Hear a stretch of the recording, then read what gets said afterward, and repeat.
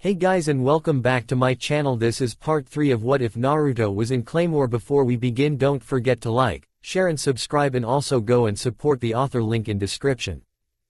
Naruto considered their next move. Anyone think we could lead him away? He offered. If we do that, we can just make a way in. Riffle, Isley, Wriggledo, they're not here. There's a couple strong Yoma around, but they're right on top of the base. Irene considered it. Well, with that said, how far can your energy extend? Outside of a couple of meters, I mean.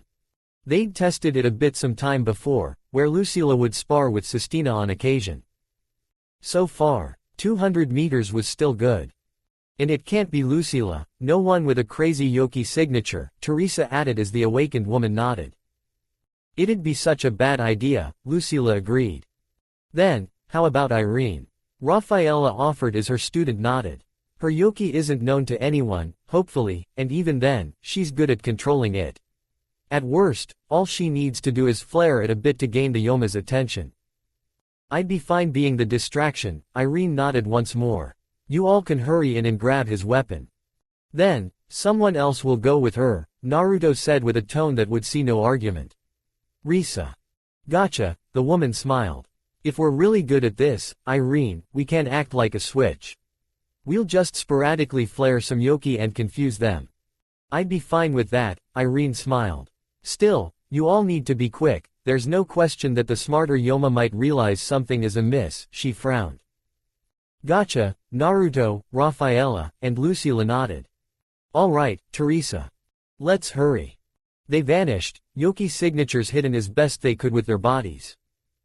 The odd Yoma only perked up at their general direction but didn't follow, likely considering it to be one of its comrades. So, the three waited, the odd Yoma passing by or lumbering ahead of them for a time before they flinched. Heads turned and hurried steps followed right after, leaving Naruto grinning.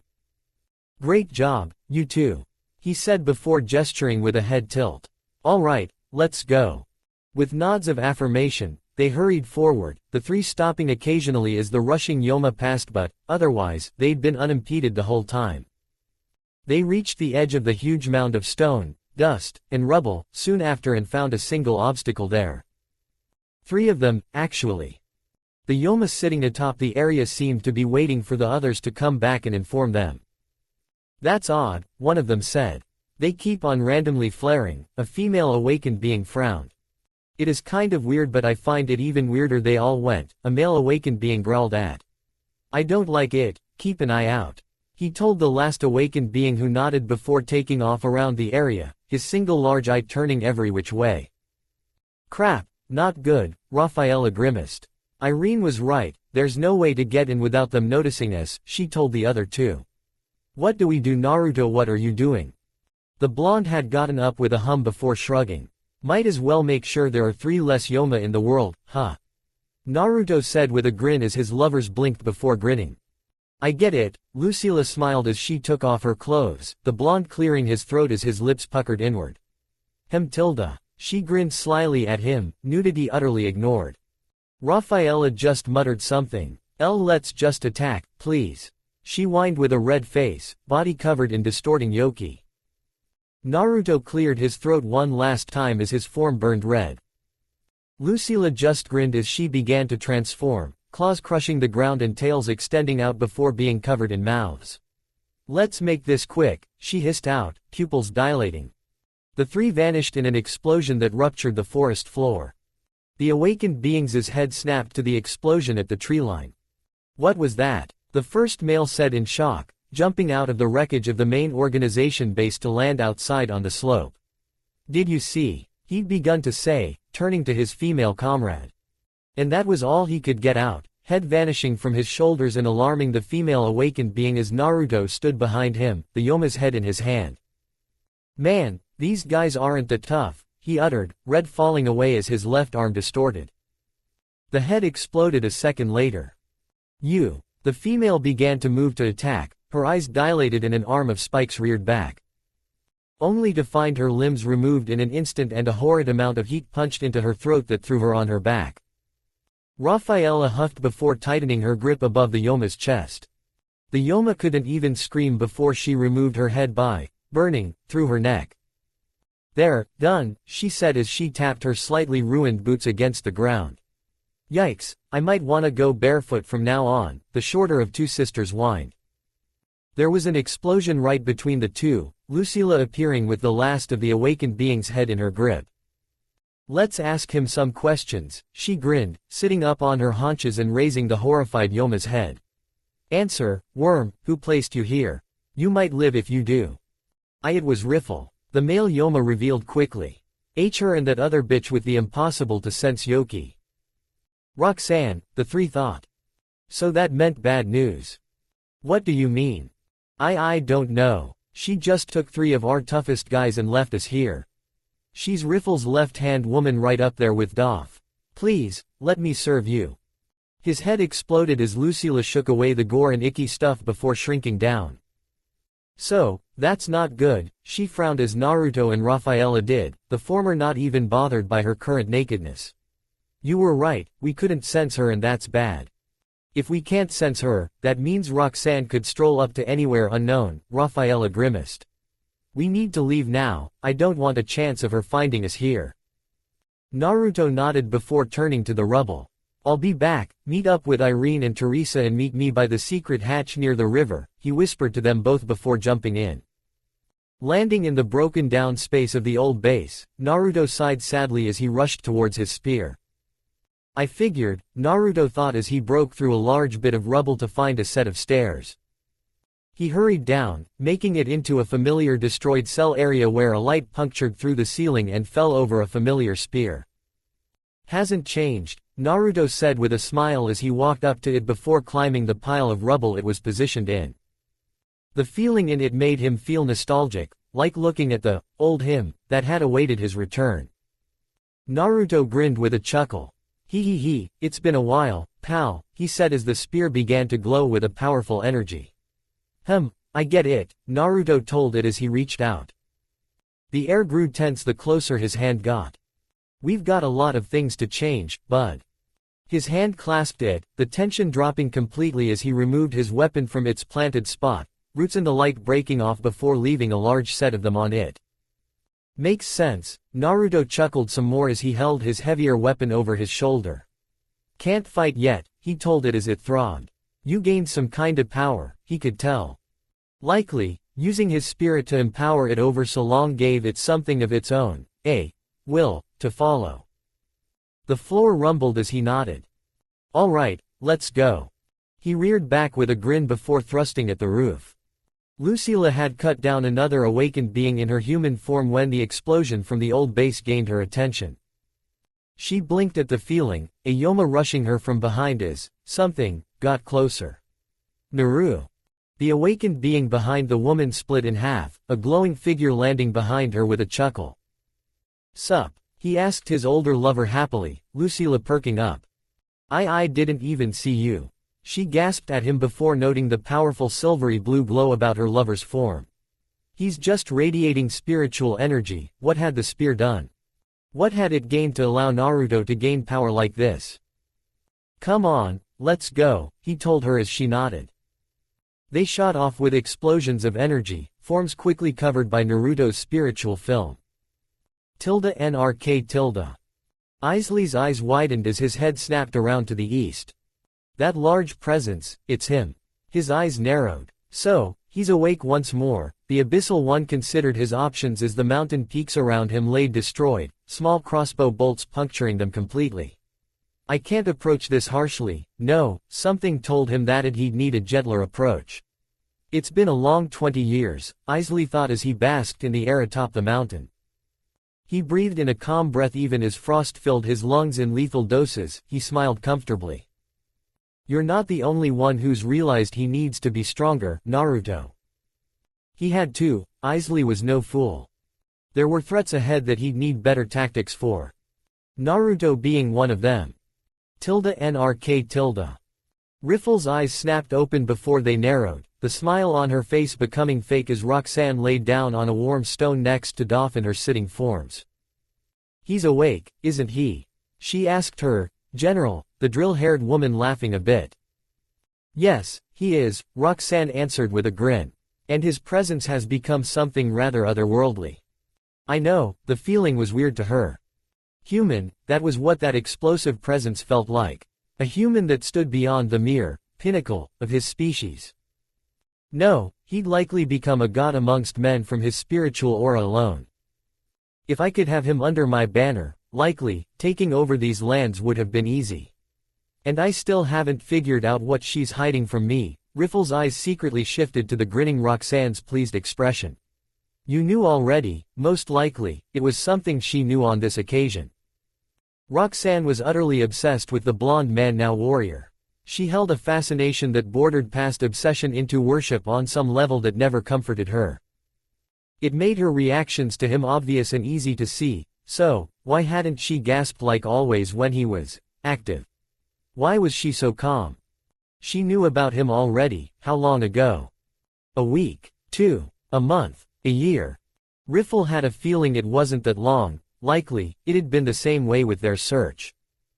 Naruto Uzumaki had stayed hidden for a while, but Roxanne knew he was awake for some time.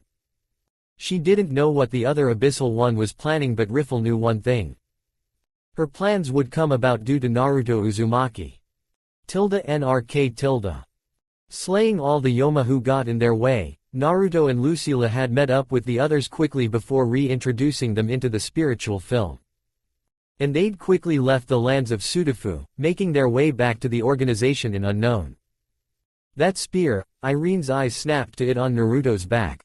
It's not normal, she said to the others. We told you it wasn't. Rafaela smiled as her student tilted her head while Teresa blinked. It feels so different from what it used to be, she said to the others who nodded. I mean, before, it wasn't so obvious. It was just an odd spear, but now, it's got some power in it, Teresa considered. It's got a presence full of spiritual energy. Yep, Naruto grinned as he bypassed the Yoma border. For now, I gotta get used to this again and figure out what else it can do, he considered. NRK. Returning got some fanfare, but that was it. They'd come back and quickly found the training grounds where their fellow group members were at. Along with LMIT. NRK. Now standing in the Elder Council chambers, Naruto blinked in surprise before nodding. I guess that'd work, he admitted. And I can't really back out of my own idea. Fine, I'm fine with this, Naruto hummed. So, who else besides Lucilla and Rafaela? After much conversation, Day began, smiling. Uranus, Elizabeth, Irene, Cassandra, and Odie for the ones you know. From here on out, we'll meet every 2 years to pass along information, news, and new members who you now have the authority to designate. We believe that any who will join on your side can do so through Lucilla's blood. The awakened woman perked up. Wait, really? She asked. I mean, in the grand scheme of things, it'd certainly be better than the alternative, Lucilla muttered as Rafaela nodded. Still, are you sending anyone else with us? Yes, there's a number 3, her name is Rosemary. She hasn't shown herself to you since she's been taking non-stop missions as of late. It'll be good for you all to familiarize yourselves together. So, half of their group on both sides. Rafaela considered it. So, is there some sort of quota for warriors we need to fill? With Lucilla's blood, they'll still need training, you know. And, add on, we have to actually set up first, that'd take time. Actually, on that point, Doggin spoke up as LMIT blinked. No, you all aren't ready for that yet. Simply focus on your ability to set up a home base, he declared as the main elder frowned. What is he doing? Having the group tending to more warriors' development would be a boon. Is there something wrong? LMIT asked. Let me ask you, do you think they should be training warriors or making a name for themselves? Doggin countered as the other man continued to frown. If they're to do their main function, they need to focus and not spread their resources. We don't even have a base for them in Mucha, it'll take time, LMIT. True, unfortunately. If we make them train, it'd cause issues, sadly, the man was right. That's right, you know better, Doggin smirked a bit. Unfortunately, we don't have the handlers to just hand out, so you'll all need to collect and pay for your own needs and necessities. You won't have any scientific expertise, but you all are warriors with increased healing. Yes, Here, the man came over to Naruto while pulling a bag out of his pocket. Taking the offering, Naruto observed them before whistling. Oh, these are the energy control pills, huh? He grinned. Alright. So, are there, like, things we need in our base? LMIT spoke first. Well, that'll depend. You don't have elders, or a council, outside of yourselves. You three are the core of this new organization. He smirked as Dagon's eyebrow twitched. For now, you need to stack supplies, connections, money, and the basic amenities. I doubt most of you can cook. Naruto and Raphaela grinned nervously while Lucilla smirked. Well, I can try, but we're still gonna be running on what cash you'll give us for a bit, the Abyssal one said. And the less said about actually keeping this secret is another thing. Yes, that's an unfortunate situation, Day hummed. Unfortunately, all we can inform you of is to bribe random individuals to fill the villages with your existence, but that would be bad and almost impossible. What with Yoma infestations being at an all-time high? Naruto hummed. He closed his eyes in thought. At what to do in this case and how to make this work, well. Simple was best. Then, we can't be, not yet, Naruto declared with a shake of the head, confusing some of the others as Day grinned. The fact remains, we can't set up a base, not with all the Yoma around, and we can't spread word secretly. Not in the old ways of how you guys did it, he smiled. So, the only way is to bully our way in and get rid of all the Yoma we can. Lucilla considered the idea while Raphaela hummed with crossed arms. The council were startled but murmured at the idea, LMIT considering it. You mean to straightforwardly announce your station? He asked with a blink. I understand what he means, Raphaela said.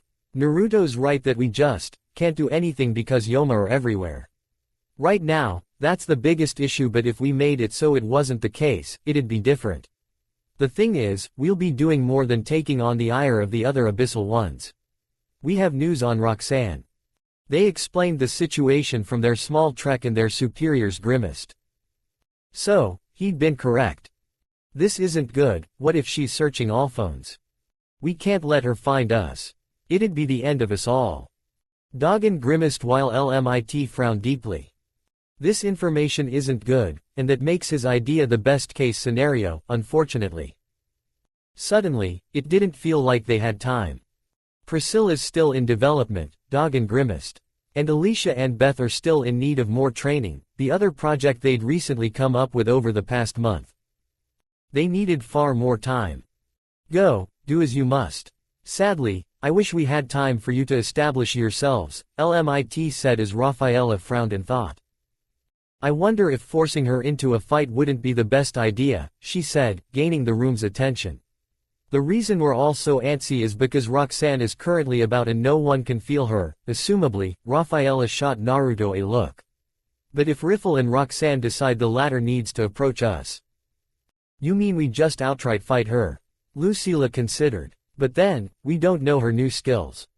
But neither does she, Naruto said with a determined expression. I'm fine with it. Alright, let's try to rock her world again. Agreed, Raphaela smiled. Besides, we don't know how long that'll take. It might take some time for Riffle to know what to do, but Roxanne will likely not cause friction with her. They've been together for so long, but if Riffle is also aware of Roxanne's impossible signature, she might be getting fed up. One of the elders considered. That'd be good, no. It'd mean that it'd create a time frame of friction, hopefully, Day said. It'll have to do, if only he could release the Alabaster Abyss Eaters. But despite their more impressive strength, Day didn't know how they compared. They'd need to pit them against Beth and Alicia for that, and the two weren't even ready, or close, for that. Truly, they needed Roxanne down or gone before they could do much else. Alright, when do you want us to leave? Naruto asked. Give us 2 weeks and then you'll all head for Mucha. Hopefully, you'll have an idea of a home base. LMIT asked. There were mountains by our old hometown, Raphaela grinned. We can go there. They were said to sport a long series of tunnels that were originally meant for mining, but the plan failed. Oh, I remember those, Lucilla grinned as Naruto tilted his head. I wonder if they changed. It's been over 20 years, he added as the sisters nodded. We'll have to see. Then, our meeting is adjourned, LMIT stated. NRK tilde. Seriously. Noelle groaned as Sophia did also look a bit anxious. Master, please. Sadly, I don't know if we could take you too, Elizabeth smiled. For now, you two are fully grown women and we won't be dead, just doing extra work. Still, Sophia began as Uranus grinned. Odie and Irene get to go, she muttered as the woman laughed. It's not like any of us chose, it was the elders, she said with a chuckle. To the other side, Naruto nodded to the rest of their group, Europa included. For now, I guess we'll be busy, Naruto said with a shrug. And we have so much planning to do. And an eventual fight, Sistina uttered with a frown. For now, polish up your skills and focus on fighting. You'll never know when she'll attack. Actually, I'm gonna try sensing for a different thing tonight, Naruto said with a nervous sweat as Teresa raised a brow. Roxanne is obsessed with me, trust me, I can sense negative intent. Hopefully, that pulls something up. Oh, right, Lucila's eyebrow twitched as Rafaela groaned, the others looking amused. Goddesses, she is annoying for so many reasons. She's really the worst, Rafaela whined. XXX. That evening, Naruto and Rafaela sat in their shared room, Lucila elsewhere. Sitting in nothing but underwear, Rafaela in nothing but a nightgown and the blonde in some boxers, they held one another on the bed. Alright, focus, Rafaela blushed as she tucked her head beneath Naruto's chin. I hope we don't jump things. It made her more aware of just how naked she was under this nightgown.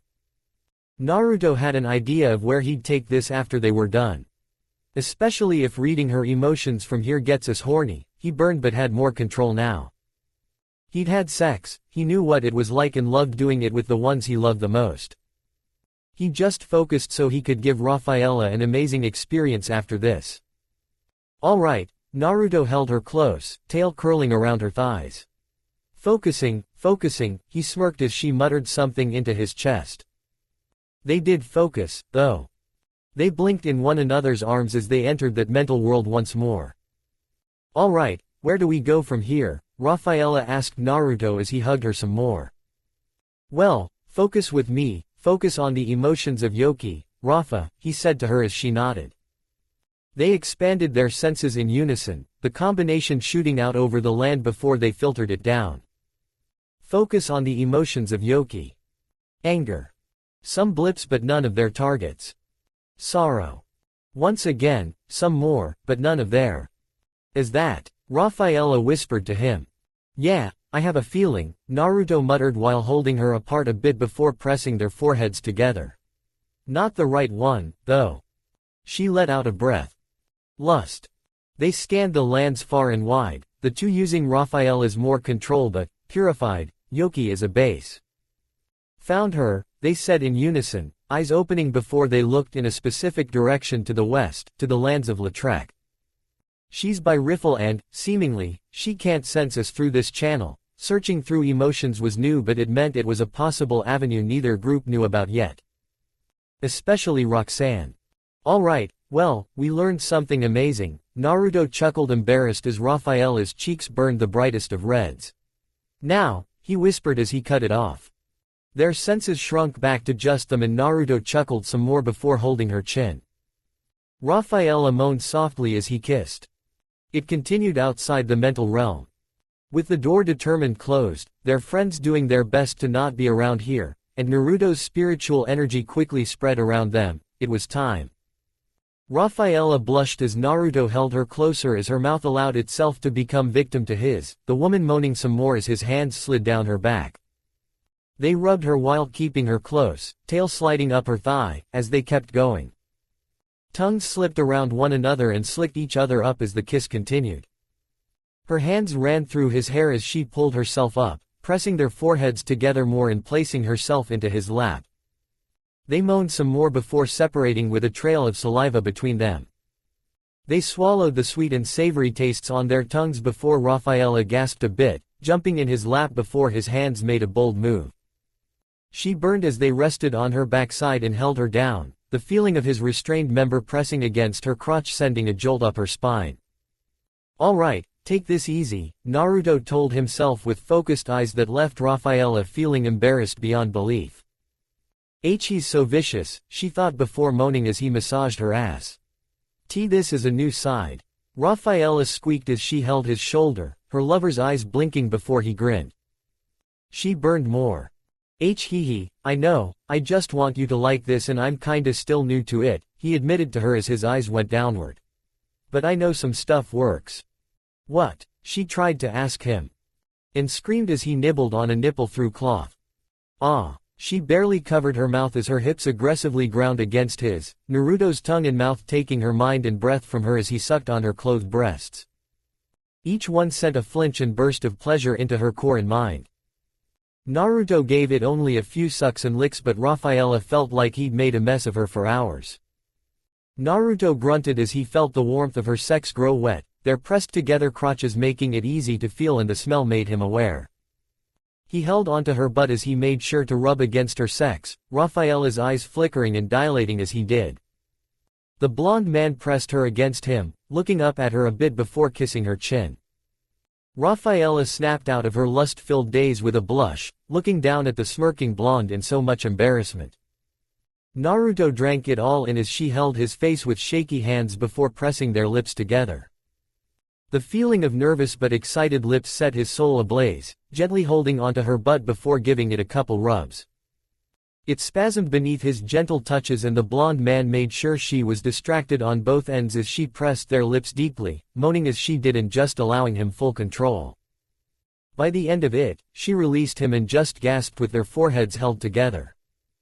I might have come too early, she wheezed out in embarrassment, the feeling of Naruto's cock sending an ache into her lower half that needed to be dealt with.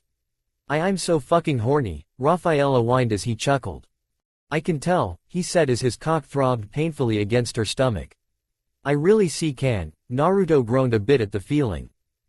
He bucked a bit and Rafaela moaned again. This is so crazy, she uttered.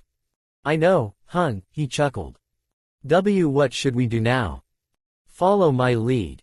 What? Rafaela began to say, only to gasp as Naruto pushed her down onto her back, her legs locking around his hips on accident. He chuckled before kissing her again, cock a mere inch above her nightgown's moist skirt. Her mouth made noises she hadn't planned on, this was so perverted. Naruto's kiss pressing hotly against her tongue, his toned body above her, and just the fact that her legs spread without hesitation. He had every right to violate her body. By the end of the kiss, he held her cheek with an embarrassed grin that empowered her. And then he went lower and sucked on her breast again, sending screams into the air as he massaged her other tit with his right hand. The left one pressed down possessively by her head as she let out lewd yelps, hands slapping onto his shoulder blades. Her hips lifted and pressed his clothed erection into her stomach as he kept on sucking. It was short and concise, Naruto sucking on it as he leaned back before letting go. Rafaela's flower hissed in want. I want to do it now. She squealed at him as Naruto blinked at her before leaning back onto his knees and undoing his boxers' buttons. Alright, he told his lover as he undid it and allowed his cock to emerge. Rafaela knew what it looked like, but just the sight of it now, engorged with blood and stiffer than a board, made her body warmth rise. He opened up her legs before noting the look on her face. With her hands covering her mouth, her red skin, and just the sheer look of embarrassment but anticipation had him twitching again. Oh no, she made him want to do more foreplay.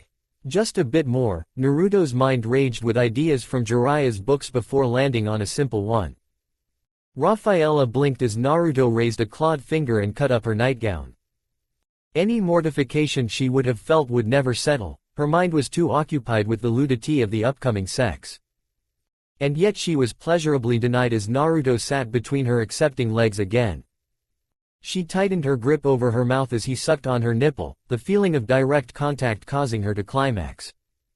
Naruto hadn't care, his cock pressed against the top of her sex, he'd simple sucked and licked as Rafaela's back arched in erotic ways that kept sliding the underside of his erection against her. It was painfully pleasurable, just slamming into her was repeatedly reinforced as she kept on rubbing. But Naruto Uzumaki was a strong and patient man, he'd been a sage, damn it. He knew about patience. He released her left nipple with a flick of his tongue, Raphaela's body temperature rising in impossible ways. Naruto's breath hitched at the warmth on his cock before he pressed his hands down by her head, the feeling of vibrating warmth leaving his hips weak. What? He swallowed the sweet taste of her breasts before grunting with another buck of his hips, that heat rising again and leaving his cock comfy. I didn't slip in, did I? Naruto said out with breathy language, looking down to see that, no, he hadn't. But the distortion by their crotches had him groaning again as he realized what had happened. Raphaela just moaned behind her fingers again as he leaned down and rolled his hips, the lack of actual sex not stopping her in the least. Naruto hissed before one hand came up and forcefully moved her hand. Blue eyes shrank as his cock somehow hardened further. At the wide open, leaf-like longed-out tongue, blushing expression on Raphaela's face. Something clicked within his mind. He led with his tongue against hers before he was molesting her mouth with his own. That was just it, pure on abuse of her tongue as he sucked, licked, pressed, and lapped against it with her own. At some point, her legs trembled before latching around his waist the more he did this. His eyes fogged over but his focus on her, his lover, Raphaela Uzumaki, was ironclad. Spiritual energy thrummed against her tongue before her eyes shrank as the abuse continued with warmth in her mouth that resonated with her energy. Naruto's hands moved as he pressed against her heavily, coming down to grab her ass as he pressed Raphaela's hot form into the bed. The repeated molesting of her tongue left Raphaela's mind blank as she responded back with as much passion as she could. By the end, they were dry humping like a pair of dogs. She came again, was that the fourth time? They gasped in unison, the heat dying down as she cooed at the feeling of Naruto's hot seed splattered over her stomach. Their breaths unified on an impossible level as their energies thrummed as one, the two resonating on a primal level. Raphaela moaned loudly as Naruto pressed their foreheads together, their eyes locked. Silvery blue to silver, their eyes glowed with a sort of constantly glowing energy that entranced the two to one another in that moment. Their bodies filled with energy before their stamina followed. Second energy-filled winds pushed them into action. Naruto leaned back while Raphaela locked her arms around his shoulders.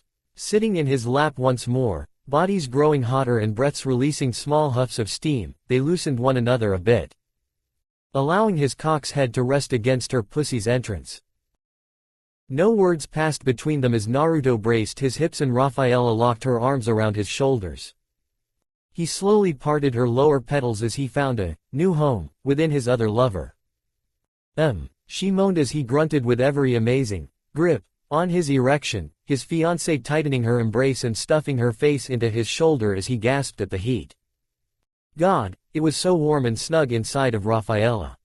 They gasped with each inch before he groaned as he stopped, the two of them fully connected. On every level. Raphaela moaned and his heart hummed in response. Naruto let out a breath as her energy buzzed. The two shifted before their foreheads touched once more. And then Naruto slowly pulled out. Raphaela's face contorted erotically and Naruto grinned with hunger. He kept going until just the tip was inside, the man grunting as her lower lips clamped and sucked so powerfully he nearly couldn't move. It had him gritting his teeth as Raphaela made that face. Her tongue out. Naruto pressed her down into the bed before hilting himself once more. Another face, one with half-lidded eyes and a perverse grin. He pulled out and thrust in once more. Another. An expression with nearly rolled eyes and mouth set in a wide scream. He kept on pulling out, the powerful grips of her sex not stopping him before he abused them again, cock warmed from the head to the base as he growled. More. He wanted it deeper. His mind flickered. His hands came around to her thighs and pushed them down. With her weakened grip, Raphaela couldn't stop him, yet she giggled knowingly at him, covering her grin in preparation. Naruto pushed down on them and her legs spread perfectly. He thrusted. And Raphaela's back arched, breasts bouncing in view as the blonde rolled his hips. She screamed bloody murder through her mouth-covering fingers as he sucked on her breast while thrusting again. No part of her was safe as he let go and grinned that amazingly expressive grin of his, that one that let her know he was fucking her and would keep doing so. Her, his wife. The emotional eruption had her climaxing as he kept pulling out and thrusting back in, cock sending more emotional jolts up her spine and into her mind. At some point, he'd gripped around her thighs with his arms as kept thrusting. He hit every spot that mattered as she arched up and climaxed again. And again. Naruto grunted as he pressed as deeply as he could, hips taut as he finally climaxed. The fullness in her belly made her more love-drunk, Raphael's giggles gaining his gasping attention. Her finger let her grinning mouth display over her stomach as if rubbing it. He, a baby Tilda, she said without thinking. Thinking of what he'd do to him if she said that kinda stuff. That original click broke as the blonde's tail wagged happily. He pressed her down and kept thrusted powerfully, Raphaela gasping, laughing, and squealing in euphoria as he met her enthusiasm with enough of his own to flood the room. Damn it, you beautiful woman. He growled as he kept thrusting, his forehead against her own, and Raphaela's pleased expression had him rolling his eyes. Her arms wrapped around his shoulders one last time before they kissed to end it all. A pair of climaxes that truly set in his heated hips hit a crescendo and their love reached a new peak. They stayed like that for a bit, lips pressed, eyes closed, and foreheads together, as they rode out their finales, before they let one another go and just stayed like that. Hugging with their foreheads together. Haha, love ya, Naruto grinned as she did. I love you, too, she shot back. Riding the emotional high was a curious thing, adjusting with only a small blush, she hummed as they kept on hugging. 10 minutes of basking later, they'd gotten into the shower of the room. Naruto reached around and held onto Raphaela's thighs as he slipped into her from behind, the redhead moaning as he bit onto her shoulder while water fell over their backs. They had fun before finally cleaning up and getting dressed into nightclothes that copies their previous ones save for Naruto now bearing a tunic. With the two of them laying down, with the two of them removing the sheets and then laying down, Naruto grinned as he held her close. Well, that seems about right for a send-off, he smiled as she chuckled with her hands around him. Yeah, I think you're right, she grinned. Tilda. The following morning, the two chuckled nervously in front of a grinning Lucilla, eye-twitching Sistina, and blushing Teresa. Yeah, the two admitted with sheepish grins, Raphaela looking absolutely radiant. Well, at least you're better than this one, Sistina uttered while pointing at the proud Lucilla. Goddesses, I think with these new changes, I need to go and solve some stuff, she cupped her chin at her thought. Teresa blushed more, much to Sistina's smirk. Well, with this dialed away. Yeah, time for some full-on focus, Naruto grinned. The rest of the next 2 weeks were just that. Planning, financial ideas within their group, mapping things out, and then the eventual confrontation. The day before they would leave, Naruto nodded to the others in the cafeteria. So, with this, we have some ideas, Naruto considered as his fiancés nodded beside him. Claire pouted as Galatea tilted her head. You're going to fight the fourth abyssal one? She asked them. We're prepared to, Lucilla said. Right now, we need to injure Roxanne if she comes too early. And if she comes way later, life would be easier, Raphaela tapped at the table. We've already set up a route to a sectioned-off area so we don't include civilians, but we don't know what her skills are. Roxanne's a master of Yoki synchronization, manipulation, and control. She was leagues ahead of us even before she awakened. We'd only edged things out due to odd training Naruto had us do. For now, we've trained as much as we can, but she apparently has as well. It's going to be a really crazy fight, Naruto added. Then shouldn't you get everyone? Claire asked with a worried look. With their time together, Claire really liked this group of theirs. They were kind, mature, friendly, smart, teachers, and warriors in every way. They helped her in ways no Yoma or human ever had over the past 3 years. She cared about them. We can't, it wouldn't be safe, Lucilla smiled at the girl. It's fine, though, we've got way too much to lose if we do. Can't let that happen, she grinned as Claire's cheeks puffed out more before Teresa's hand found her head. I'm also worried, too, but I hope this goes our way, the number one said with narrowed eyes. Because I will find her, myself, if something does. Uranus both, Sestina nodded with crossed arms.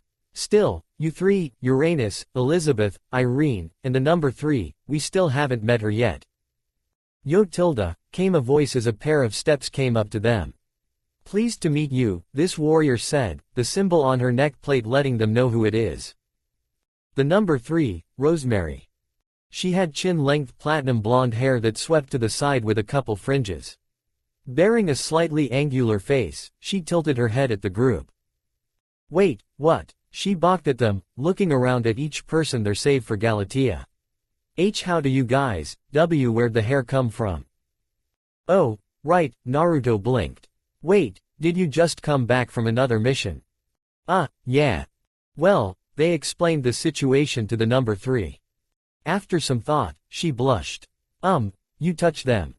No, don't get that twisted, Naruto said instantly as the older members of their group smirked or laughed. It's just my hand, on your shoulders, and me doing energy mumbo-jumbo to help you guys out. Never heard put like that before, Noelle snickered as Sophia smirked. But he's not wrong, it's about that much. We even grow hair, too. She added with a grin. Rosemary's hand came up to her hair before looking hesitant. HMPH, she shook her head. And there are no problems? She asked. A minute or so later, Rosemary stared at him in utter disbelief as she held her hair and pulled out a single strand to look at it. At a blonde lock of hair, black eyes staring at it in total relief but confusion. What? Just some weirdness I bring with me, Naruto grinned. NRK tilde. The obvious idea was to move unknowingly so no one connected their spots. His signature had already been felt in Sudofu, so, hopefully, there'd be a high chance that Yoma under Riffle and Isley's commands would go there and nowhere else. Reaching the border, there'd been some point to the idea as there weren't any Yoma. They'd gotten past without issue. Rosemary was startled by this film's ability to pass thoughts and utterly baffled that the others would just accept it. As they traveled more and more, she was nervous about just how casual they were about it. The only thing that had them stepping, on occasion, were Naruto and Raphaela's dual sensory skills with Elizabeth, minding the rear, in the same department. Why are we moving like this? Rosemary grimaced as they landed in a clearing before Lucilla brought out a map. So, we should be almost at the middle of the center section, the Abyssal One said with a hum as Irene looked at the map. If it's like this, we need to just keep going down. We've passed one border but we don't know if the next one is going to be as sparse. Putting it away, Naruto nodded. Alright, remember, guys, he smiled. Thoughts only. They took off again, Rosemary stumbling a bit as she followed without a thought. What the hell is actually going on? She asked Uranus, who hummed before tilting her head. Are we just going to accept stuff like this as normal? Yep. The gruff-looking woman declared with a shrug as Rosemary's eyes went flat. You're giving it too much thought, pun not intended. Please don't make a joke about this is seriously weird. I mean, it is, Elizabeth smiled. But it's not a bad thing, Naruto's skills have always had a thread of connecting people or things, this isn't as surprising as you might believe. Rosemary had an issue with that. Still, 10 hours into their journey, they kept it going before reaching the second border, the one between the southern quadrant and middle one. Nothing, Naruto and Raphaela's eyes closed, Rosemary balking as a space of blue world slipped below her feet. And Roxanne's still by Riffle, all the Yoma around here got moved to Sudofu. Naruto blinked in surprise while Raphaela frowned. That seems odd, she told the others. Okay, so, first things first, Raphaela began as Naruto put down his bag and she opened it up. Time for a change of uniform, she smiled. Naruto grabbed his own before heading off with a hum, the group dropping their cloaks off in a pile. 10 minutes later, they held their old clothes underarm. Their new uniform was now composed of metal and leather thigh-high black boots, a skin-tight black bodysuit, and thin black vests with a yellow spiral insignia. Their arms were covered by an assortment of leather latches and dull silver forearm guards while small silver pauldrons sat on their shoulders. Naruto, meanwhile, had donned most of the same attire but with a few alterations. Wearing only normal leather boots and pants, he'd come with a pair of throwing dagger holsters on his thighs as his spear stayed planted in the ground by their cloaks. Adjusting his forearm guards, he nodded. Well, we're certainly the opposite of Claymore with all these hair colors. Naruto smirked as the others either chuckled or adjusted their pauldrons. It's a bit heavier, Rafaela said as her sister finally left the woods in her own personal attire. What about you, sis? She asked the abyssal woman with a tilt of the head. With Lucila's situation, it was kind of a moot point to be hiding her in Naruto's presence, what with their signatures, hair color in Naruto's case, and just the reason for why they were here. Lucila had been given clothes that were good for her transformations. That being a pair of toeless black stocking, a similar but thicker bodysuit to the other women of their group with a thick slit in the back for the eventual tail usage, a series of elastic bands around her biceps and thighs, and a thick belt around her waist. The only thing that would hide her was a large conical straw hat that Naruto had suggested for her. The elders had never looked at him so weirdly, but he chalked it up to how odd of a concept it was. Rosemary was the same as her eyes squinted at the abyssal one. So, she can apparently transform and that will hold. She wasn't exactly a fan of that one. She couldn't trust something that had been, and still was, their organization's enemy for so many years. Not like all these others who seemed so lacking in that regard. What is wrong with them? She's been designated the abyssal one of the South. Rosemary couldn't believe their attitude to Lucila. And then there's him. Her eyes went to the chuckling Naruto currently putting his cloak back on. Elder Dogen isn't a fan. I don't trust him, Rosemary. Neither Naruto Uzumaki or Lucila Uzumaki. Dogen grimaced as he spoke with her in a private chamber. And the less said about their useless elder, LMIT, the better. The man has no control over them, letting them do as they please without a hint of suspicion. Rosemary frowned. Still, sir, it's been over 30 years since they've been with us, hasn't it? That's what we've been told, she said. HMPH, perhaps, but to allow the abyssal one, Lucila of the South, to roam unrestricted isn't intelligent. Rosemary's eyes widened at the designation while Dogen grimaced with a nod. The council has decided to give her the title as she will now reside in Mucha's lands. The man had pleaded with her to make sure that she kept tabs on the two awakened. Can I beat the two of them? Her mind told her that she was number 3, it shouldn't have been impossible to at least fight Naruto Uzumaki to an end. But he has that awakening, something her fellow warriors had decided to call it. Naruto Uzumaki's abilities were so weird to them, but they could usually figure out most of them, especially because the man wasn't even afraid to share, which did cause a bit of hesitation at times. But, in that vein, they considered his red form his true awakening. It had to be. His increase in attributes only made sense if that was the case. All right, let's go, Lucila smiled as she pulled up a face mask along with the others. Oh, this is gonna be weird for people, huh? Definitely, Rafaela said with a grin. They took off again. _NRK. The amount of towns they'd passed that held Yoma was almost surprising. A quarter of them, Rafaela said in surprise as they all stopped atop a cliff near their chosen home base. I thought it'd be worse. The further south we went, the less we've seen. Lucila crossed her arms. I mean, in that case, it's nice. I think it's because those two don't want to spread their forces so thin. The west, center, and east aren't exactly small, either. You'd think Yoma were never ending, but this is kinda encouraging, Elizabeth nodded. If things can be like this, we might be able to actually clear things out. We have a good place to start, Cassandra nodded. So, we're heading to those mountains, right? She pointed across to said landmarks with a large town between them. And man, this place is big. Looking down, Rafaela, Lucila, and Naruto balked. When'd it get so big? They said in disbelief as the others blinked. Wait, what? Uranus asked as Odi cupped her chin. No wonder, she said as they looked at her. Think about it. If you knew of a place with far less Yoma than everywhere else over the past 10 years, wouldn't you go there? It only makes sense. That was true, but then that meant more chances for Yoma, no. There's something odd here, Naruto frowned.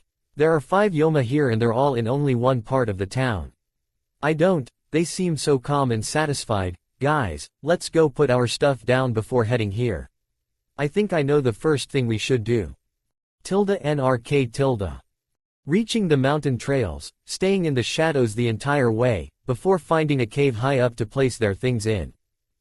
Alright, this seems good, Naruto said with a nod at their gathered things before rubbing the back of his head.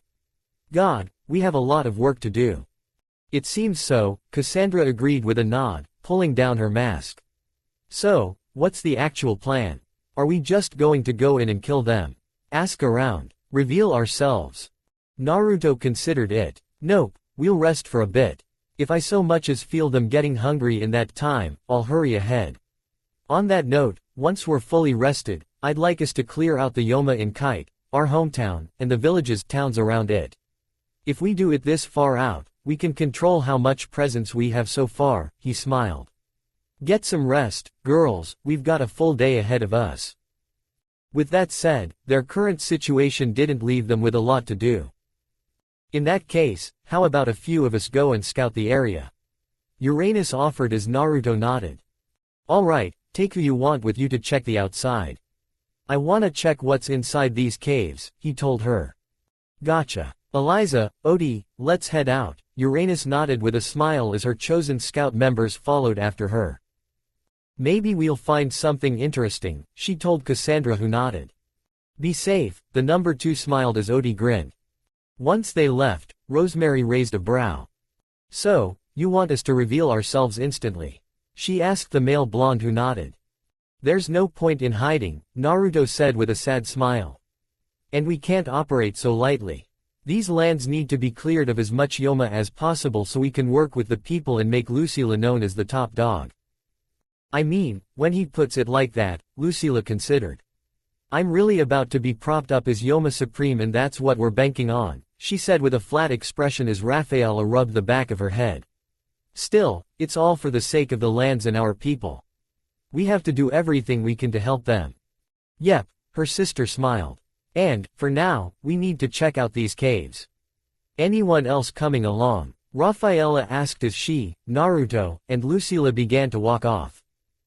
I'll stay, Cassandra said with a roll of the shoulders. I'll just get more rest ahead of time. I'll do the same, mistress, Irene nodded, sword placed in the ground and her back against it. Please, explore, we'll be ready in case of anything. Thanks, Irene, Rafaela smiled as her student did.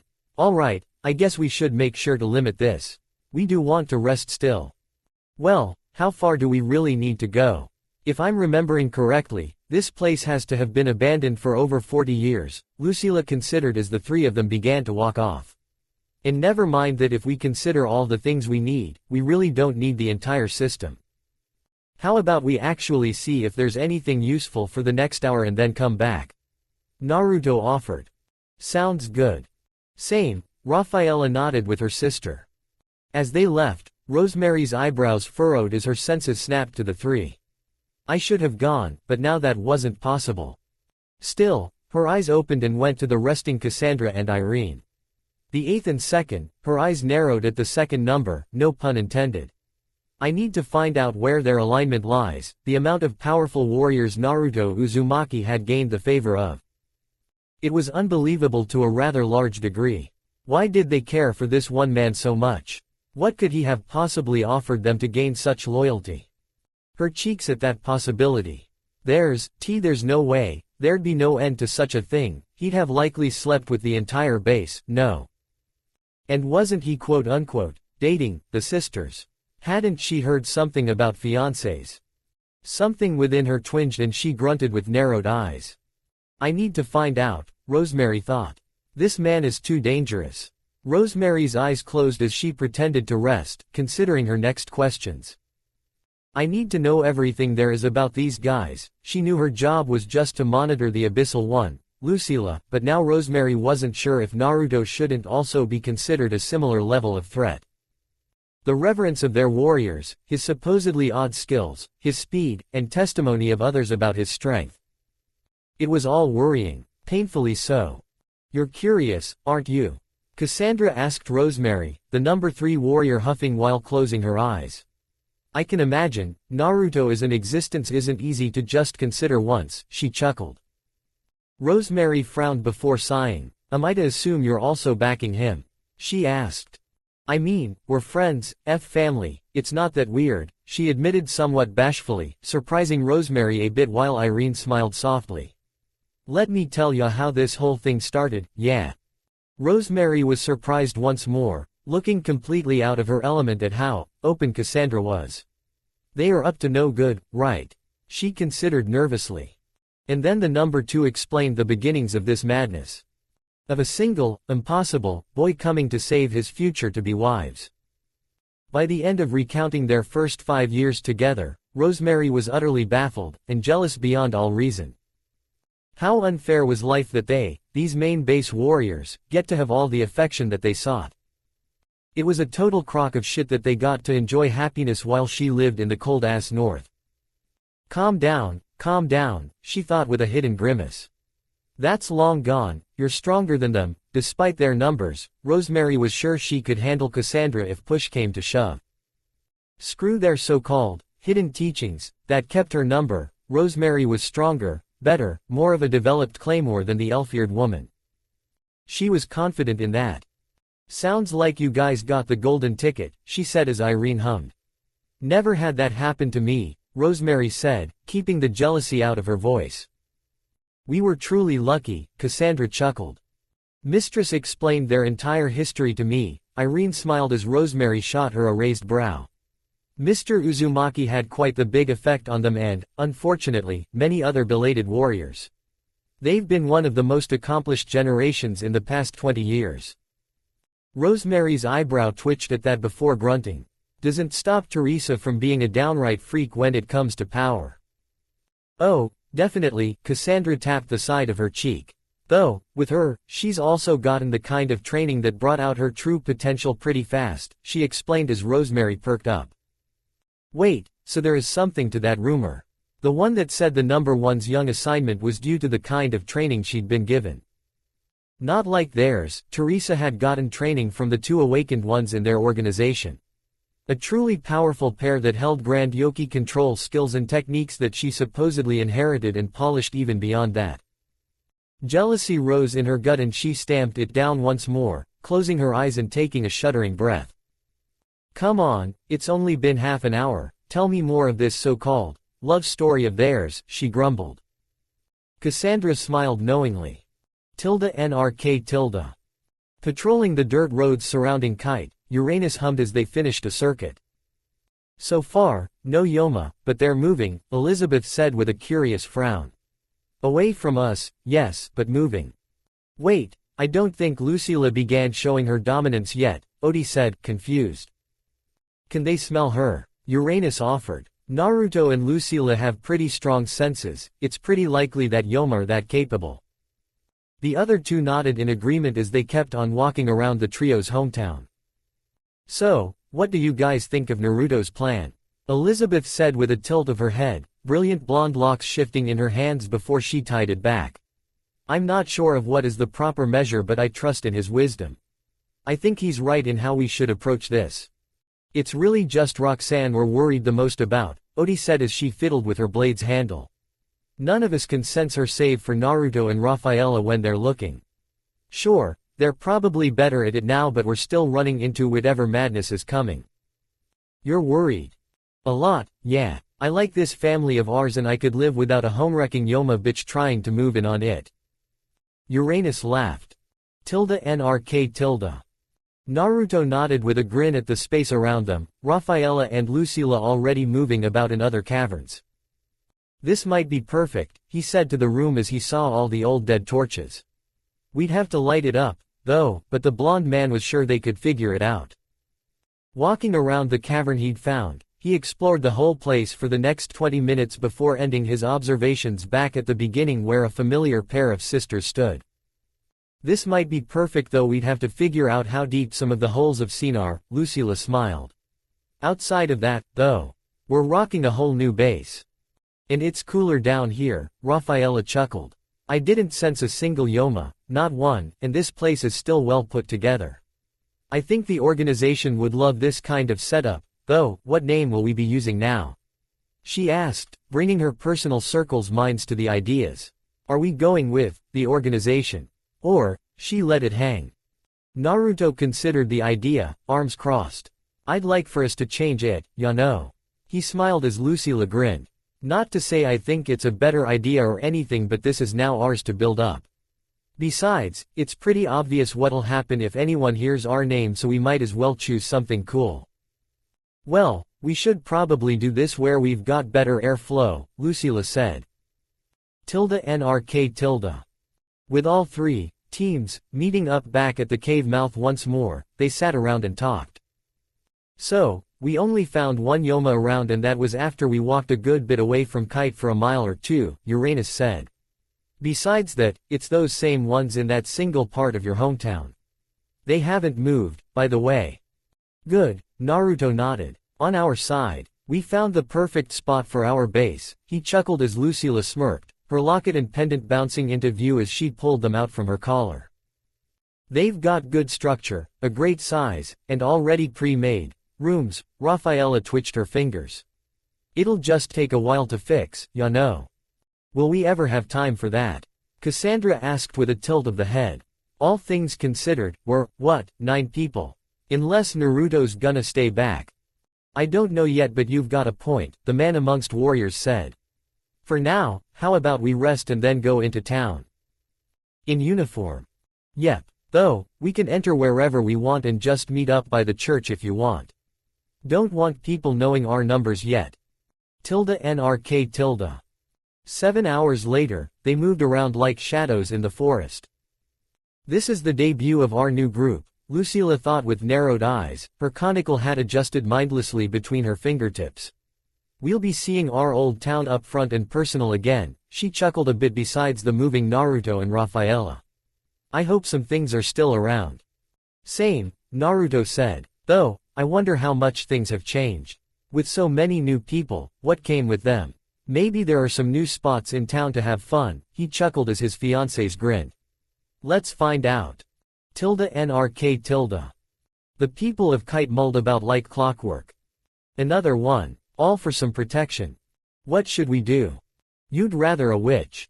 I don't want to die. They spoke with glum expressions, but they couldn't hope for better.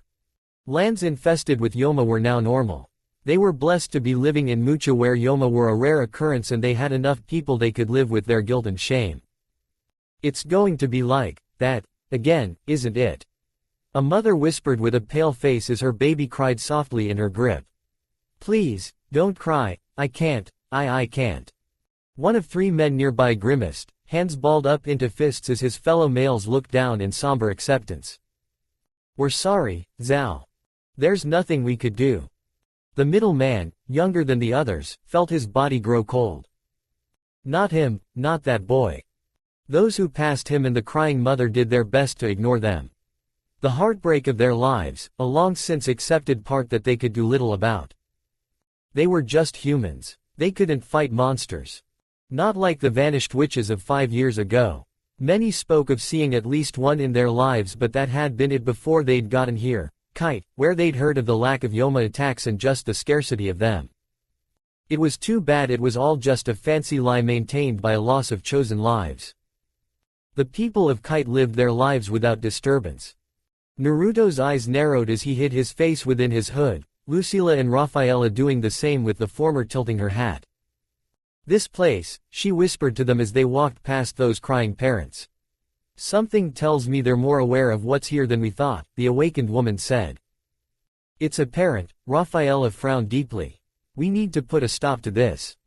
Naruto's eyes narrowed as they passed more people that were evidence of the Yoma in Kite. A pair of downtrodden folk, a single boy crying in one alleyway, a girl rushing back the way they came with tears in her eyes.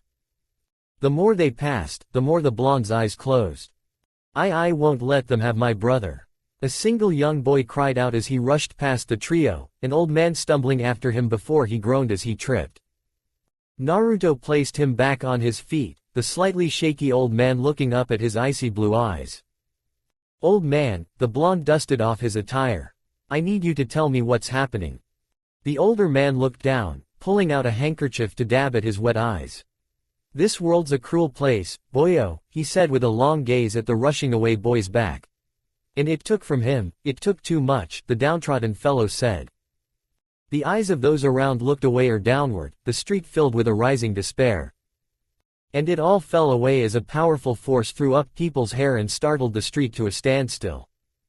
Huh. The old man's eyes widened as he looked to his side to find a familiar, formerly running away, boy beside him. Gramps. What the? Kid, Naruto crouched to his level, the young boy's eyes widening at the size of the blonde as the former shinobi lifted his hood a bit. Where's your brother? The boy froze his silvery blue eyes locked gaze with him. He swallowed. They already sent him to the church, his head dropped before a hand found his head. Wobbling eyes looked up to lock with a sharp grin. All right, then there's no time to waste, Naruto said as he got up, hood falling off his head and allowing the blonde man's fox ears to stand up. Girls, let's handle the Yoma problem. Lucilla and Rafaela grinned in unison. All right. And the three vanished, the wind on the street swirling up in a powerful gust that alarmed the people. What? The boy said in shock. Reiki. The old man spoke to the boy who looked down. Gramps, I can't let them eat Zaki. The boy cried ugly tears as the older male held him close.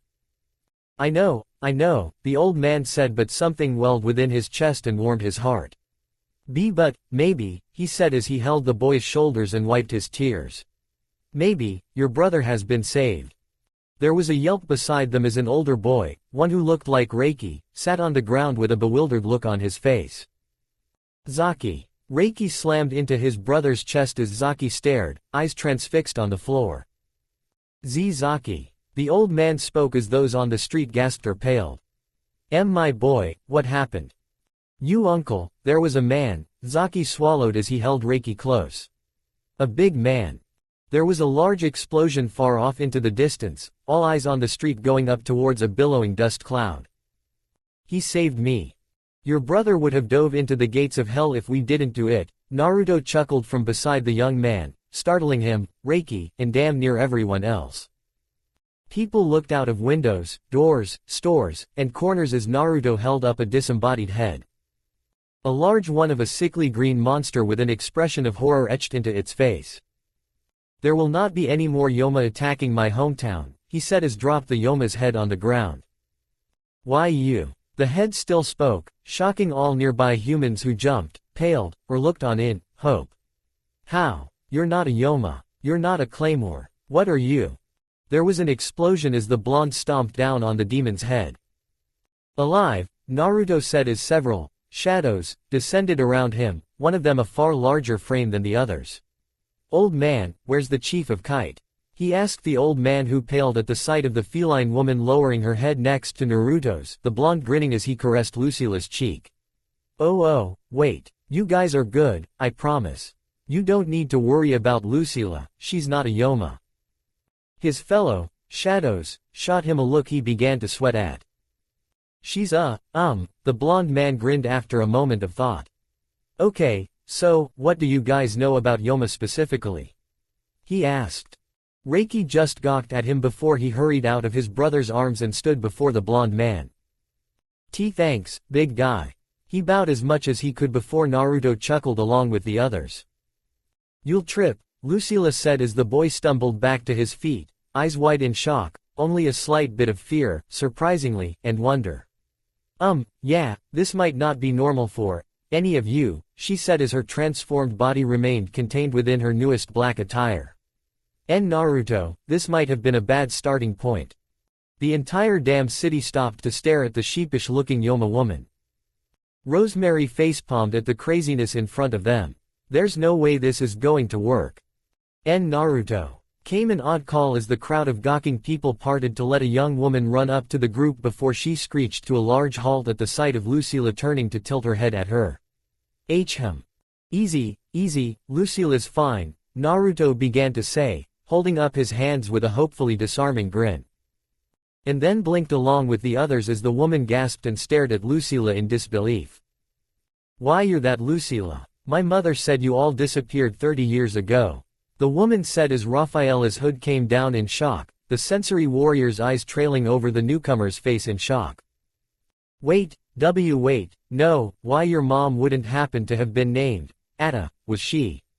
She asked instantly as Naruto and Lucilla choked as one while that young woman covered her mouth in shock. You have her same dimples. Atta, Cassandra asked. She was from the orphanage we were from, Lucilla said as she shrunk more and more before regaining her human form, clothes back to normal. So, you're Atta's daughter. She whispered as she and Rafaela flanked Naruto's sides, the young woman staring at the three of them. It was a story my mom told me about, the young woman said as she scrunched up her clothes as more and more rushing people entered the intersection. All our parents told us about that stuff. Yeah, a young man said in shock and yet awe. My dad's name is Otto. Does that sound familiar? A mature-looking woman asked in disbelief as Naruto stared at her for a moment before noting her cross-shaped birthmark on her cheek. You got his birthmark, right? The blonde said slowly before he grinned as the woman hit her knees in shock. Hee, yeah, me and your dad used to prank people in Kite, God, Naruto said sheepishly. Has it really been 30 years? The other people of Kite Doctor gaped at the group, none more than Reiki as the boy kept looking at Lucilla in disbelief. She became small, he said as Uranus laughed along with Odie while Elizabeth chuckled behind a fist. She was all big and cat lady-like. Reiki said with big shining eyes. Yeah, my older fiancé does become a giant cat woman, Naruto said with a sagely nod as the kids of his childhood friends stared at him like he was weird. What? My dad did say you guys, so, like, he had a bet, another one of their old friends' kids began slowly with hand gestures. You didn't happen to marry them, did you? He asked with a shaky grin. Rafaela and Lucilla blushed before grinning as Naruto chuckled heartily. Not yet, but I gave him engagement pendants, he said. I thought that old man was lying to me. Naruto's sweat dropped at half the young adults shooting him weird looks. Why do I feel like I got retro made fun of? Because ya did, Cassandra smirked as he rubbed the back of his head. But it does make me wonder, do the people from my own hometown remember me? She said, all of a sudden nervous. I wonder if mine is still around, Elizabeth tilted her head. My original village was closer to the center but we passed it on the way here. You should have told us, Lucilla said with a blink as the religious woman smiled. In time I would have, I'm just glad it's still around. So, you all handled the Yoma problem? One of the younger men asked, looking hopeful as the group chuckled. It's a bit more than just that, Naruto explained as he gained the people's attention. You guys have been noticing a large lack of claymores, huh? He asked them. The people gaped at him, some looked nervous, and others seemed worried. His friends' children were a bit different. Why yeah, actually, one of the women said nervously. Life's been a lot more, it's been so tough, sir, she said with a downtrodden look. Well, don't worry about it from now on, Naruto grinned, surprising the people. The thing is, we came to Mucha, me and my team here, to help the people. You probably wouldn't recognize these gals as Claymore, he chuckled. The entire street froze as the warriors removed their hoods and allowed their permanent changes to shows. What? The entirety of them shouted in shock and disbelief as Lucilla snickered. Yeah, think about it.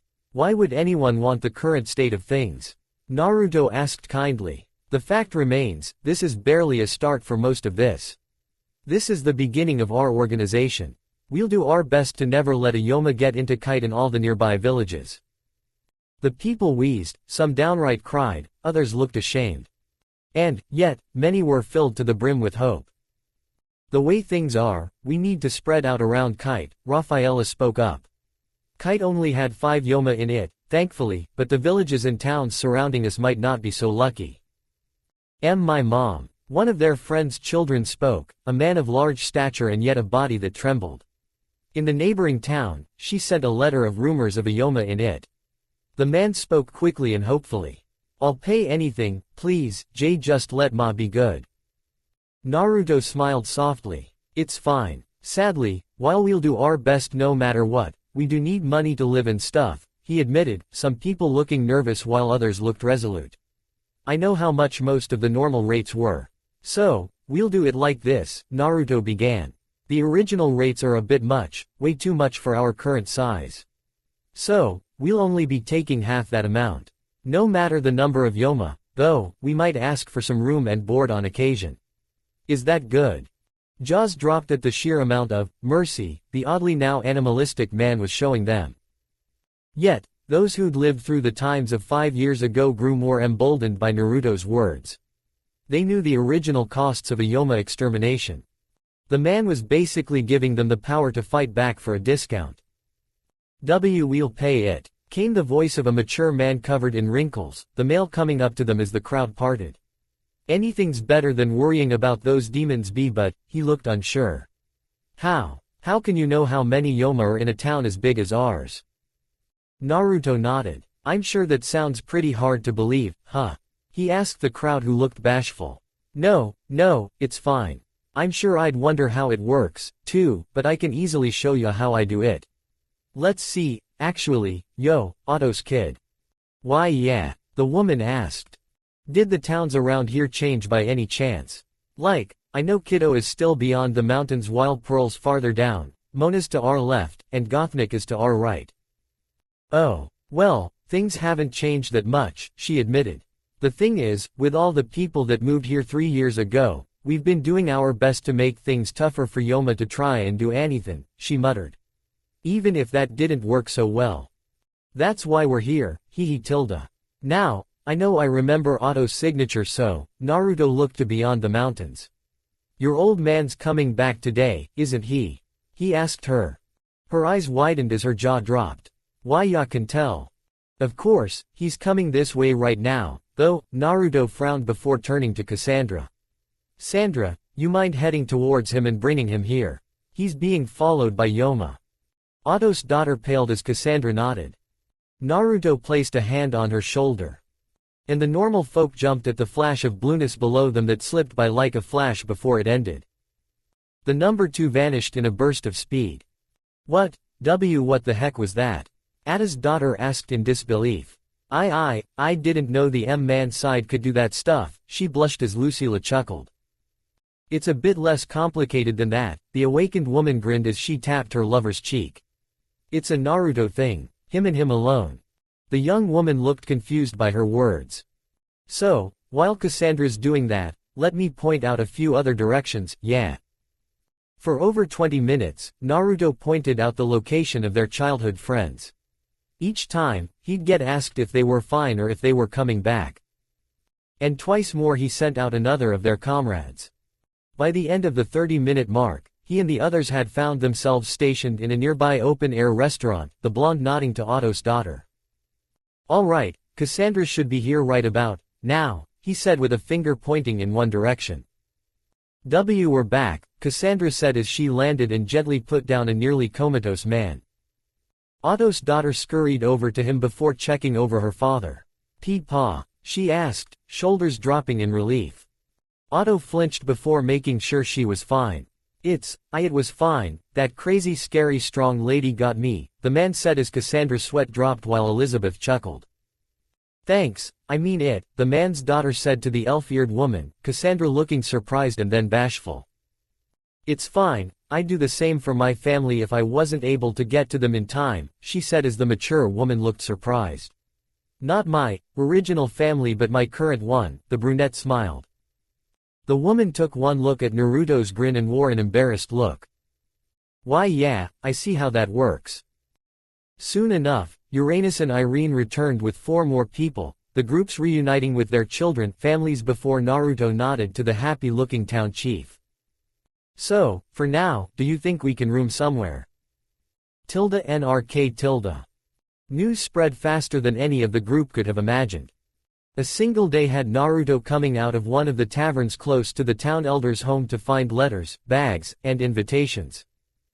Wait, what? He blinked in his business attire, looking confused as he crouched down and scooped all of it up. I guess we've got business, Naruto said, unsure. Taking the items of interest inside, Naruto entered the tavern's main hub area where most of their group was either drinking, eating, or meditating. Not much result on that last one but they'd started so they could see where it'd lead them. Lucilla and Rafaela were the most notable ones alongside Elizabeth and Irene, Uranus taking to more physical methods of training than mental, spiritual ones. "Yo, guys, we've got mail," Naruto told them as the group perked up in an actually large amount of surprise. "Yeah, I know, it's weird," he added as he brought their mail over to their table and placed it down. Quickly surrounded by his family, Naruto opened the first bag, one of 3, to see both money and another letter. "Damn, already," Uranus said in surprise as Rosemary and Cassandra came downstairs. "Yo, we've got requests already," she told them, surprising the duo. "Wait, really?" Rosemary asked in surprise. Likely because he lowered the amount, she had to assume this was the case. Rosemary had no strong feelings on the matter. Honestly, if this got their organization off the ground quickly, well, it's not like they were taking care of a literal entire organization. They'd have more than enough money to live off of and enhance their surroundings. Still, the 11 letters, bags, and mail did surprise her. "Yeah, this one is from Mona," Naruto read as Rafaela picked up another letter. Reading it, she hummed. "Wait, I think some of these are contracts for protection," Rafaela said in surprise. "This one asked us if we could protect their caravan at half our current price to Pearl. Are they really willing to pay that much?" Odie asked in surprise as Elizabeth cupped her chin at another letter. "This one is," her eyes slowly widened at it, quickly reading the letter with a nervous look. "F from my sister," the warrior said in disbelief as the others balked.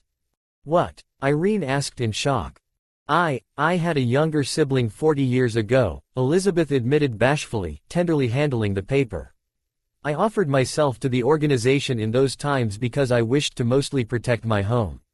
I haven't been around there in over 10 years and I haven't even seen them since I left." "Well, sounds like you need to go then," Naruto chuckled as she perked up. "It's not wrong to feel nervous, but you've gotta face it and just get on with it. They clearly need help, right?" The religious woman bit her lip before nodding. "Then, there ya go. You're heading on that one though. On that point, how do we wanna do our missions?" he asked the group. "What do you mean, sir?" Irene asked. "As in, we all know what's possible to happen," he said seriously as they all winced and the door to the tavern opened. "I don't like the idea of any of us being alone for now. We don't have enough fighters, defenses, or even a base yet. We need to take things slow," Naruto continued. "There are 9 of us," Uranus reminded them. "What about you, Naruto? What's up?" "I think I'll stay here, in Kite, and act as a backup fighter." "Oh, of course," Cassandra considered. "If you expand your senses from here when you're on your own, we'll know." "Actually, I was thinking about an idea," she smiled as Lucilla raised her brow. "Naruto's sensory skills can mix with another's, right? So, could he lock into Sestina's or Teresa's from here? So, we can, possibly, talk with them." Rosemary's eyes widened at the insane suggestion this former number 1 was putting up. "No, that's impossible." Her eyes snapped to Naruto to see the result. And shivered at the blonde's grin. "I'll try it, the worst that can happen is it doesn't work," he chuckled. "Still, we'll talk about it later.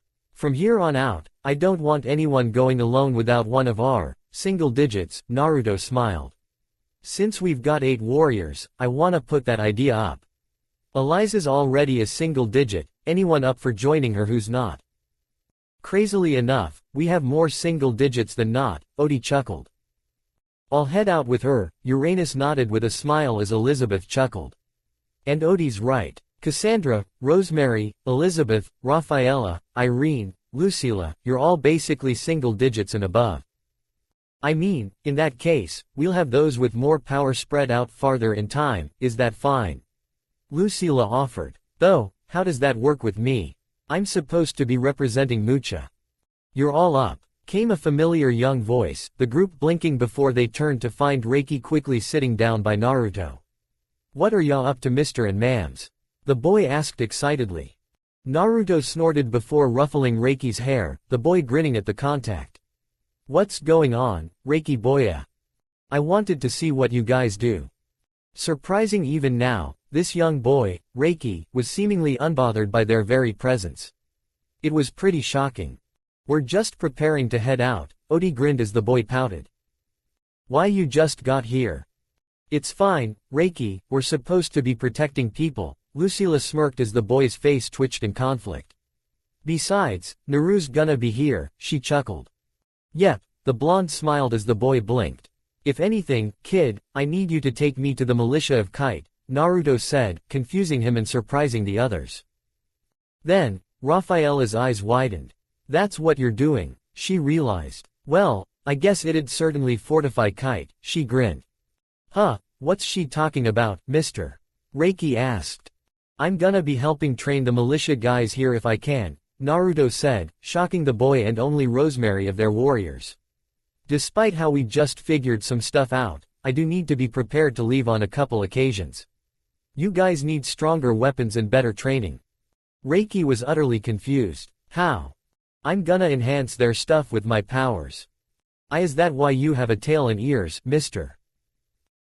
Actually, yeah, Naruto cupped his chin as the others snickered. It's a big part of why I'm different and changed things for a lot of our warriors. The Claymores, wait, did they have an actual title and stuff? Reiki asked, looking intrigued. Just warriors, kid.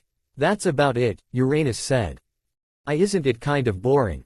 Reiki pouted as she choked on her breath, Naruto, Lucilla, and Cassandra laughing at her look of disbelief. Claymores sound so cool. Why yeah. Actually, Naruto grinned as she paled. Ya know what, Reiki? You're right, Claymores, does sound cool, he chuckled as he rubbed his hands together, the other sweat dropping at his intent. In fact, it's a perfect, and hilarious, name for our group. The boy looked excited. NRK. With everyone else being given their assignments, price points, and even some money out of their current stash, Naruto moved about the town with Reiki. Being as tall, odd-eared, and tailed as he was, the man caught attention no matter what he was doing or where he went. So, he wasn't surprised by the group of guards who greeted him and Reiki upon arrival. Gray boots and pants covered by armor around the hips, boot tips, and knees, they had on chainmail armor around their torsos with leather vests and metal helmets with cloth coverings for their mouths and noses. With the group having spears, swords, shields, and crossbows, Naruto put his hands on his hips as he nodded to them. A single one of them came forward, a man with a thick-looking brown mantle and crossbow. So, you're that man, he began slowly as he observed him. You're the new organization. Naruto grinned slyly. Our group is called Claymore, he chuckled at the group's perking up heads. We were looking for a name and young Reiki here helped us out, Naruto chuckled as the boy beside him preened. It's also a name most people are familiar with, ain't ya? Well, you do have a point, the man said. Captain of the Kite Militia, Do, at your service, Do nodded. Still, I have questions. Are you not only 9 people? The thing is, we'd like to up our numbers, really we do, but, well, you know how that happens, don't you? The man flinched along with most of the others. Though, to be fair, I changed the method a long time ago, Naruto explained, confusing them. Aren't they part monster? One man asked. They're part Yoma, well, supposedly. They used to be but that changed. You noticed, yeah, the hair colors, their skin and eyes. They nodded, Do looking at the blonde oddly. You did something, why you said? He asked. Yeah, the thing with me is that I'm not a normal being. Not Yoma nor human, Lucila's the same way but she was far more affected by her previous Yoma nature, Naruto explained. Think of us as purer beings than a Yoma but still not human. The thing is, the regular method involved Yoma on some level but now it just involves Lucila. They murmured, Do looking down in thought. He came to help the militia, too. Reiki declared to them, confusing the men. I don't know how he's gonna do it but he said he was gonna get us better weapons. Wait, like, Claymore weaponry? Do asked, a bit excited by the prospect as Naruto chuckled. It's not the same but I can do ya one better. Can I get your crossbow? The man looked intrigued, handing the weapon off to him a moment later. Naruto took a deep breath. And the groups, and those around, eyes widened at the most esoteric display of silvery blue energy slipping out of the blonde's body before cloaking the crossbow. Goddesses above, Do whispered as Reiki's eyes shined at the sight, gripping Naruto's pants leg in wonder and never noticing the man's glow flowing up his left arm. Whoa, the boy grinned as Naruto cut off his power and left a glimmering weapon in its place. Give it a bit, Naruto chuckled as he handed Do his weapon back before the man jumped at the feeling filling his bones and flesh. The thing is, I can put some of my spirit into objects and the like. He tapped the spear on his back. I enhance them through my will and they come with the effect of enhancing normal humans who touch those powered-up objects. Do swallowed as the glow on the weapon ended and left behind a steely blue crossbow, one with a seemingly impossible hue and sheen. Sir, please, do this for all of our weapons, Do pleaded. I will, for a select few, Naruto said kindly. The thing is, Do, he leaned down with his eyes looking around, the man's eyes narrowing in worry. You get what I'm implying, right? I can't know if everyone's trustworthy. The man's eyes widened. I'd thought he'd meant payment. Was this man truly so altruistic? Truly. I know, I understand, my excitement at this change was premature, I'm sorry. No problem, the blonde shook his head as he leaned back up. The fact remains, I need a psych eval on all soldiers as well as you guys to protect these weapons seriously, he frowned as Do nodded. A crazy man with more power is not what we want, much less one who might attack my friends and family, Naruto said as he pat Reiki's head. For now, can you get me those things while I speak with the elder? Do nodded. NRK. Roxanne blinked thrice as Riffle's eyes widened. What are they doing? She asked in disbelief at the moving about signatures in the distance. Have they gone mad? Why are they suddenly so blatant? Riffle asked the just as confused Roxanne. Sitting on a mound of dead awakened beings, the master frowned. I don't know, she said, confused. I can't imagine why they're so obvious, Riffle, and why the South. They're testing us, they have to be, Riffle kissed her teeth. But Isley's getting testy, she didn't like this. Should we do something? No, leave it be. Isley's men are still annoying and Doff hasn't returned. We're to meet up with him and then head back to our headquarters, I will not be caught unawares. NRK. Teresa nodded to Claire as the girl sighed in relief, done with her forms. With the advent of Naruto's powers changing her short sword, the #1 warrior had seen fit to increase her training during her possession of it. And boy was it a good idea. Claire had informed her of the effects of the change, a lot of them, and Teresa felt like this was good. Her thoughts went to the glowing vial of Lucila's blood she'd been gifted. In time, when Teresa felt that Claire was truly ready, she'd use it with the girl's permission and hopefully, she'd have true control over both her sides and maybe even more. Alright, come and rest over here, she smiled for the panting but nodding girl, Claire hurrying over before plopping down beside her. Even now, Claire, are you not tiring? It's not like that, the girl pouted at her mentor's chuckles. But I do feel a lot better faster, Claire muttered. I'm getting stronger, too. She was, amazingly so. It seemed that recovery via Naruto's powers gave a sort of limit-releasing hint to human bodies. She'd already tested Claire without her weapon and Teresa knew the girl shouldn't have been so athletic yet but she grew in leaps and bounds thanks to Naruto's help. If they're establishing a new organization near their old town, would Naruto bless the militia there with power as well? This could be a sudden shift in humanity's total favor, and she hoped it went well. Teresa wished to walk the lands again and feel no worries for overarching enemies that may defeat her. She'd like to travel with Claire once more and visit places and towns. She just wanted to live a relatively normal life again. I should have had Naruto fix my jeans, she pouted and Claire noticed. The girl giggled at her and Teresa's hands quickly tickled her sides. Her sudden squeal had the #1 smirking. NRK. Traveling the lands of Mucha had been curious. It's been so long, Lucilla told Rosemary. Quite a bit of time since I last went to Gothnik. They had some of the best fashion back when I was a kid, she grinned as the #3's apathetic countenance didn't change. Talk about a tough crowd. Well, to be fair, Rosemary had always been that way since they'd started this big change. Maybe she was different when she relaxed. Rosemary, meanwhile, narrowed her eyes as they moved at speeds greater than any single digit below the #2. She's as fast as me. More of that hidden training. Rosemary frowned. What exactly are they doing that makes them so different? She didn't understand it all. And then there was this arrangement. Making her, a single digit, travel with another due to worries. Rosemary kissed her teeth before shaking away the annoyance. I'll make sure you realize how big of a difference there is between us, she thought with a narrow gaze. It had taken them, what? 10 minutes to reach Gothnik from Kite.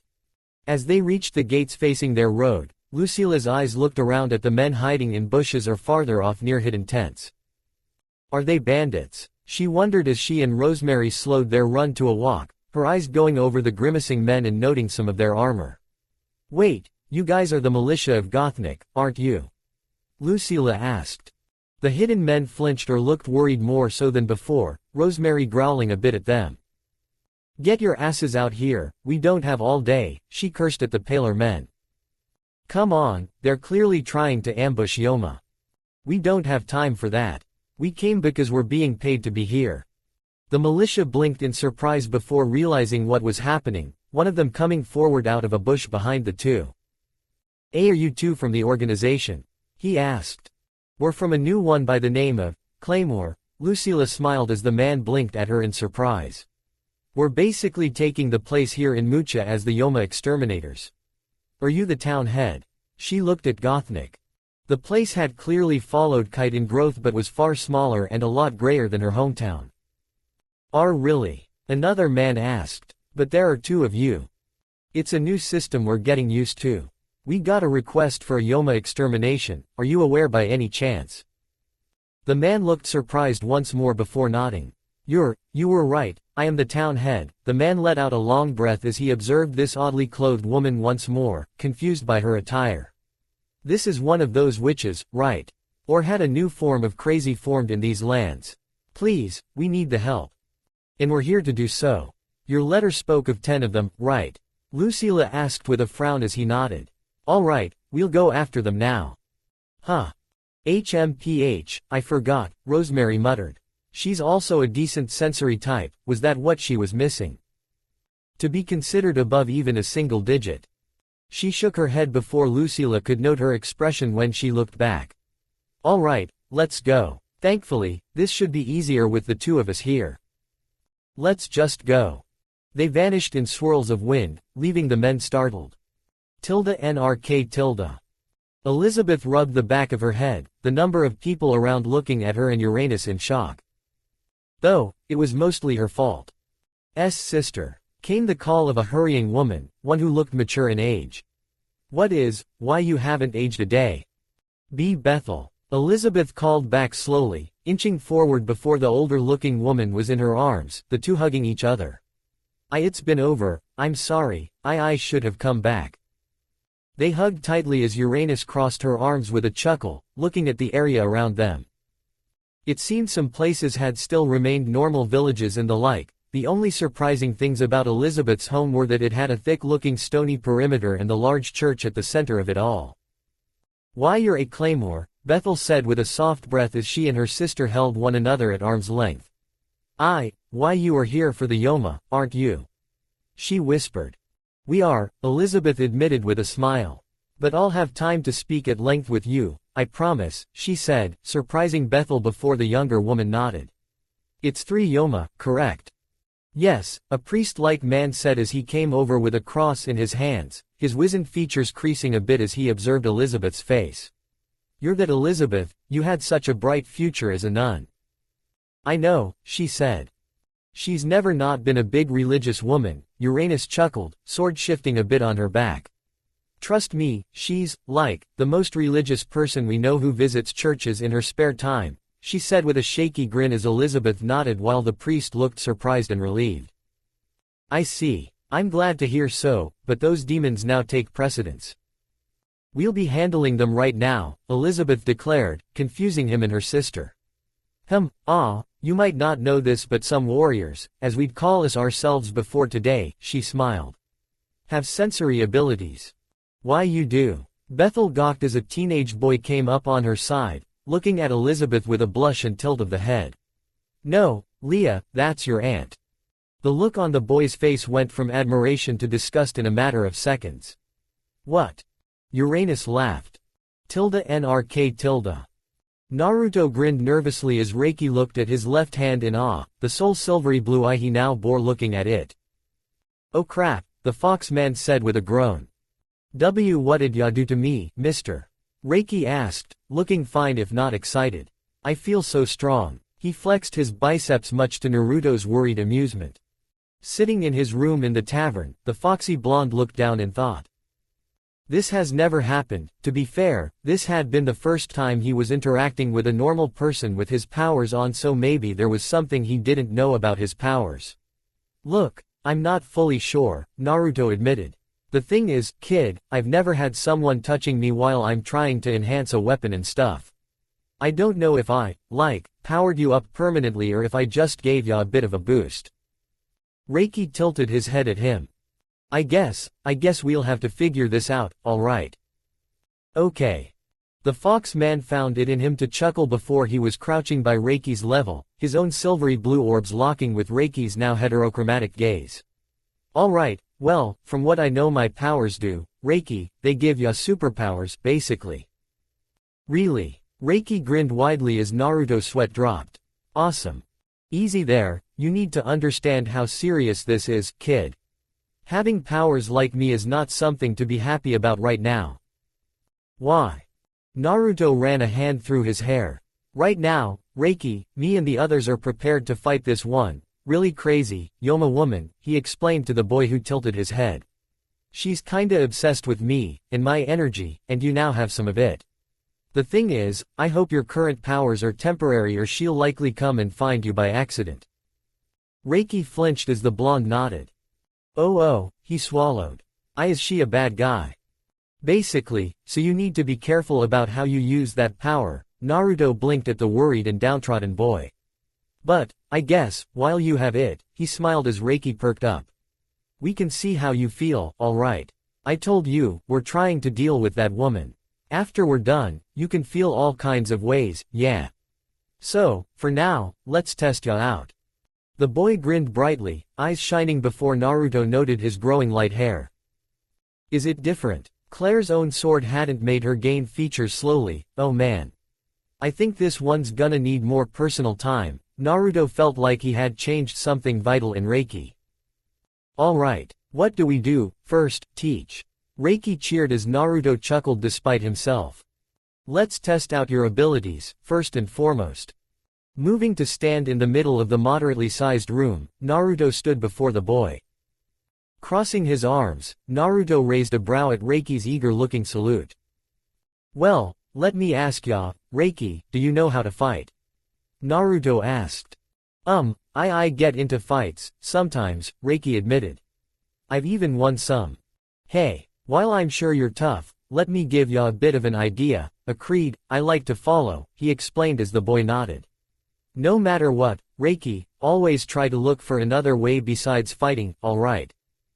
Huh, but what about that lady you told me about? The thing is, Reiki, I've been dealing with that crazy woman for over 30 years, the boy gawked at Naruto's nod. Trust me, I've tried. This is, sadly, only going to end with a fight. Reiki looked befuddled. I'll try my best, sir. That's all I ask, Naruto said, patting his head. Now, come on, throw your best punch, he added as he crouched down before holding up a hand. The younger male grew determined before he reared back. His punch slammed into the blonde's palm, getting a small hum out of Naruto as his hair rustled a bit. He's strong, for his age. That punch shouldn't have even moved, his hair did, and that was kinda big. Reiki's not trained or anything, Naruto thought as the boy kept punching at his palm. He's only, 8, 7, maybe. This young boy had room to grow, more than Naruto expected. After his 8th punch, Reiki blinked in confusion as Naruto caught his fist this time, the older male smiling for him. Reiki, I wanna ask you something, Naruto said softly as the boy's fully silvery blue gaze looked at him, his light brown hair on display. Tell me, kid, what do you want to be in the future? Reiki looked taken aback, the boy looking down at his gently caught fist before looking outside. I don't wanna see anyone get eaten, Reiki said with a frown. When bro almost got eaten, I couldn't do anything, he bit his lip, unoccupied fist clenched. You're a good boy, Naruto smiled as the boy shrugged. So, tell me, Reiki, do you understand that if you had power, you'd be facing tough people? He asked him. I think so. The foxy man observed him for a bit before nodding, releasing his fist before getting up. Alright then, let's get your training started, Naruto told him with a chuckle as Reiki gawked at him despite the rising warmth in his chest. You've got a harsh road ahead of you, Reiki, he reminded him. Like I told you before, I have enemies, strong enemies, people or monsters who'd make you feel downright impossible odds against. Reiki swallowed at that, looking nervous before the image of his brother being taken from him. Being offered as a sacrifice to those demons to protect them. The looks on his home's people's faces, the hanging despair. And then the image of the tall blonde before him dealing with a Yoma without hesitation. A strong figure that protected the people. It all filled his head before he nodded to Naruto. I wanna be strong so no one has to cry again. The older male nodded. Then, from here on out, you're my apprentice. Yes, sir.